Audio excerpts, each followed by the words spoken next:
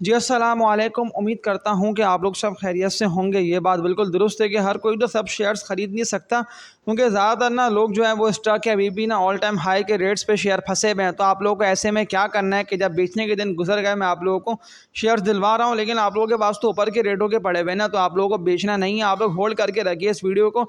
जितने भी new audience watch कर रहे हैं वो सब्सक्राइब पे क्लिक करके बेल नोटिफिकेशन ऑल पे भी लाजमी क्लिक कर दिएगा, ताकि इस वीडियो की रीच आगे से आगे बढ़े। अब KC 100 के चार्ट सामने आप लोगों को समझाता हूँ प्रॉपर के इंडेक्स। अगर मैं महीना पहले या 1.5 महीना पहले की बात कर लेता हूँ, सिर्फ डाउनवर्ड ट्रेंड की ही तरफ था, और 1.5 महीने पहले तो इंडेक्स ने ना गिरते हुए 1.45 तक का लो लगा दिया था। फिर रिकवरी आई है, अभी रिकवरी ना स्लोली ग्रेजुअली आई है, लेकिन जैसे ही इंडेक्स 1.50 से ऊपर निकला तो मैंने आप लोगों को कहा कि अब पॉसिबिलिटी है कि इंडेक्स ना ऊपर निकल जाए। वैसे में आप लोगों को बेचना नहीं है, क्योंकि चार्ट्स ना वहाँ से बता रहे थे डाइवर्जेंस जिस तरह की बनी हुई थी ना, जिस तरह के अब ट्रेंड के वॉल्यूम लग रहे थे कुछ शेयर्स में, इससे वाज़ेह पता ही चल रहा था कि क्योंकि इंडेक्स के ना शेयर्स वो भी अच्छे खासे नीचे आ गए थे कि जब 1.45 पे इंडेक्स ट्रेड कर रहा था। लेकिन मार्च का पूरा महीना ने इंडेक्स 1.45 से लेके 1.55 के अराउंड ट्रेड कर रहा, और अप्रैल के पहले हफ्ते से इंडेक्स ने स्लोली ग्रेजुअली करते हुए ऊपर जाते हुए ना 168 तक का हाई लगा दिया। फिर थोड़ा सा गिरा है, ड्रिल करा है, और फिर दोबारा से बड़ी शॉर्ट टर्म रिकवरी आई है, और इस शॉर्ट टर्म रिकवरी ने इंडेक्स को बड़ी तेज़ी से ऊपर निकलते हुए आज देख लें 174 175 तक इंडेक्स चला गया। और ये जो अप ट्रेंड का जो सफ़र है ना, ये रवा दवा, यानी कि इंडेक्स में कोई भी ऐसी प्रॉब्लम थी नहीं पहले भी, क्योंकि जंग कहीं और थी, हमारे तो मुल्क के हालात बिला वजह ख़राब हो रहे थे। इसलिए कि ऐसे लोगों ने ऐसे ऐसे स्टॉक्स बेच दिए ना कि जो बेचना थे ही नहीं। अगर वो शेयर्स मेरे पास ही पड़े होते ना, ऐसे अगर मैं बैंकिंग के स्टॉक की बात कर लेता हूँ, या फर्टिलाइजर के शेयर्स की, या कुछ फार्मा के स्टॉक्स, रिफाइनरी के शेयर्स, सभी लोगों ने सेल करे, अंधाधुंध सेलिंग आई। इसीलिए इंडेक्स ना 190 के बाद तो ऐसे लड़खड़ा गया, और फिर गिरते हुए ना लॉग लगे शेयर्स को, मार्केट गिरते हुए हॉल्ट हुई। लेकिन अब देख लें कि जब मार्केटें दोबारा से ऊपर जा रही हैं, तो अब कौन से शेयर को मैं बाय करूं, क्योंकि मैं आप लोगों को बता रहा हूं ना कि आप बेचने के दिन तो गुजर गए हैं, लेकिन कुछ ऐसे स्टॉक्स के जो मुसलसल यानी लोअर रेट पर ट्रेड कर रहे हैं, लेकिन अभी भी ना उनमें मौका है, इनमें इतना पोटेंशियल है कि सिर्फ एक से दो आप मज़ीद पॉजिटिविटी की खबरें आने की दे रहे हो। और अगर इंडेक्स 182 184 से ऊपर निकलता है, तो फिर ये स्टॉक्स ना मैं आप लोगों को श्योर कह रहा हूँ कि आप लोगों के हाथ नहीं आएंगे। और फिर सवाल मुझसे कोई ना करे कि अब मैं क्या करूँ, शेयर तो मेरे हाथ से निकल गए। लेकिन गलती आप लोगों की, आप लोगों ने क्यों वक्त पे अपॉर्चुनिटी नहीं देखी, और वक्त पे आप लोगों ने क्यों फ़ायदा नहीं उठाया। मैं इसीलिए तो आप लोगों को अपनी हर वीडियो मुकम्मल देख लेने को बोल रहा हूँ ना। तो देखिए, मैक्सिमम 8:30 से लेकर 9 मिनट तक की वीडियो है, लेकिन इस 8-9 मिनट की वीडियो से देखिए इतने भी लोग देख रहे हैं।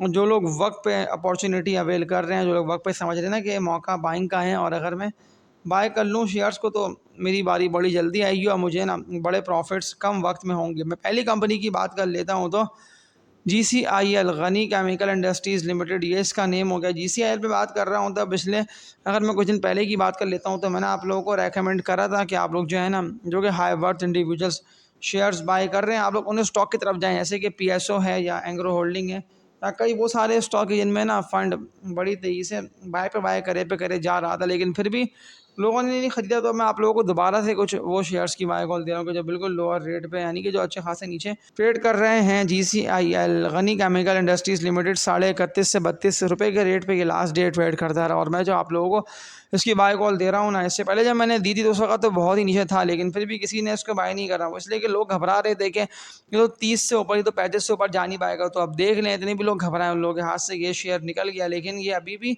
आप लोगों के इतना हाथ से नहीं दूर गया है कि आप लोग ना बहुत ज़्यादा महंगा है इसको बाय करें। 31.5 से लेके 32 रुपये का रेट, ये बड़ा अच्छा है इसका रेट। और मैं लॉन्ग टर्म इन्वेस्टर्स को तो काफ़ी दिन पहले, अब ये बहुत ही लोअर पे था, मैं तब भी रेकमेंड कर रहा था, लेकिन अब वो रेट क्या रहा हूँ कि जब मैंने आप लोगों को इसकी बाय कॉल दी थी, लेकिन आप लोगों ने वही हैश कॉल जैसे शेयर्स, वही WTL, FCS, वसल हो गया, कई वो सारे स्टॉक्स, ये जो लोगों ने भरपूर क्वान्टिटी में बाय करे, लेकिन इस शेयर को आप लोगों ने मिस करा। तो अगर आप लोग आज ये मेरी वीडियो वॉच कर रहे हैं, तो लाजमी ना आप लोग वॉच लिस्ट पे लगा लें GCIL, Ghani chemical industries limited. मैं आप लोगों को श्योर कह रहा हूँ कि मैंने पूरी वर्किंग करी हो। जिस तरह के इसके चार्ट्स ये बता रहे थे ना, ग्राफ्स वाज़ेह ये बता रहे थे कि ये ना अप ट्रेंड की तरफ है, RSI भी सीधा इसका अप ट्रेंड की तरफ ही जा रहा था। वो इसलिए कि लोगों ने ना इसको भरपूर क्वान्टिटी में 25-26 रुपये के रेट पे, 27 रुपये के रेट पे बाय करता। लेकिन ये वाइस शेयर है कि ये आप लोगों को ना अभी 34-35 तक नहीं पहुँच के ट्रेड करता दिखाई दे रहा है। ये आप लोगों को ना अच्छा खासा नीचे, यानी कि 31.5 32 रुपये के रेट पे ट्रेड कर रहा है। तो लाजमी इस कंपनी के स्टॉक में आप लोग इन्वेस्टमेंट्स करिए।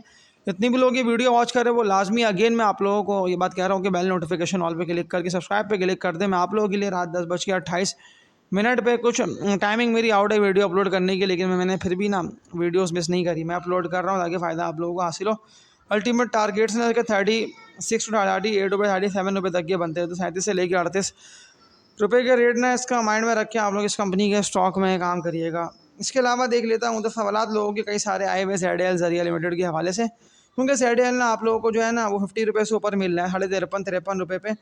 ये लास्ट डे भी ट्रेड करता रहो कंटिन्यूसली, इसको अपर कैप लगे जा रहे हैं, और जिस तरह से सीधा ही ऊपर की तरफ जा रहा है, तो लॉन्ग टर्म के लिए अगर किसी को बाय करना होता है वो बाय करें इसको, क्योंकि मैंने आप लोगों को देखें, अगर आप लोगों के पास पड़ा रहेगी ना ऊपर के रेटों को, तो आप लोगों को मैंने होल्ड करने को बोला, लेकिन जिस तरह आप लोगों को 40-42 रुपये से पलट के ऊपर निकलता दिखाई दे रहा था, तो मैंने तब भी कहा कि नया पैसा डालिए आप लोग इस कंपनी के स्टॉक में, क्योंकि इन्वेस्टर्स तो हर कीमत पर ये शेयर जमा कर रहे हैं, बेचने का कोई नहीं सोच रहा, तो आप लोग भी ना सोचें, आप लोग भी इसको ना बेचें। इसके अलावा CSAP crescent steel allied products limited का भी सवाल आया हुआ है लोगों का, क्या इसमें बाइंग करना बनती है, क्योंकि देखिए जंग के हालात अभी नहीं है उस तरह की, और 108 रुपये 53 का इसने ना हाई हिट कर देगा। तो टारगेट मैंने आप लोगों के जब 90-95 रुपये के रेट पे था, मैंने तब कहा कि आप लोग इसको बाय करें, लेकिन फिर भी लोगों ने इसको मिस करा। लेकिन अगर आप लोगों तक ये मेरी वीडियो जा रही है और आप लोग देख रहे हैं, तो इस कंपनी के स्टॉक को लाजमी आप लोग बाय करिएगा, क्योंकि टारगेट से इसके 128 से लेके 130 रुपये प्लस के ही बनते हैं, यानी कि 130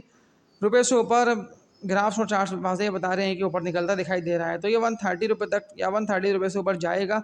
लेकिन अगर आप लोगों ने बहुत डिप पे इसको बाय करा हुआ है, तो आप लोग इसको होल्ड करिएगा।